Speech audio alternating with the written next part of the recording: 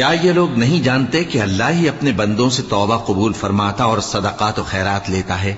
اور یہ کہ اللہ ہی توبہ قبول کرنے والا ہے، مہربان ہے؟ اور ان سے کہہ دو کہ عمل کیے جاؤ، اللہ اور اس کا رسول اور مومن سب تمہارے عمل کو دیکھ لیں گے، اور تم غائب و حاضر کے جاننے والے کی طرف لوٹائے جاؤ گے، پھر جو کچھ تم کرتے رہے ہو وہ سب تم کو بتا دے گا۔ اور کچھ دوسرے لوگ ہیں جن کا کام اللہ کے حکم پر موقوف ہے،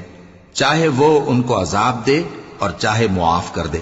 اور اللہ جاننے والا ہے، حکمت والا ہے۔ اور ان میں ایسے بھی ہیں جنہوں نے اس غرض سے مسجد بنائی ہے کہ ضرر پہنچائیں اور کفر کریں اور مومنوں میں تفرقہ ڈالیں، اور جو لوگ اللہ اور اس کے رسول سے اس سے پہلے جنگ کر چکے ہیں ان کے لیے گھات کی جگہ بنائیں، اور قسمیں کھائیں گے کہ ہمارا مقصود تو صرف بھلائی تھا، مگر اللہ گواہی دیتا ہے کہ یہ جھوٹے ہیں۔ تم اس مسجد میں کبھی جا کر کھڑے بھی نہ ہونا،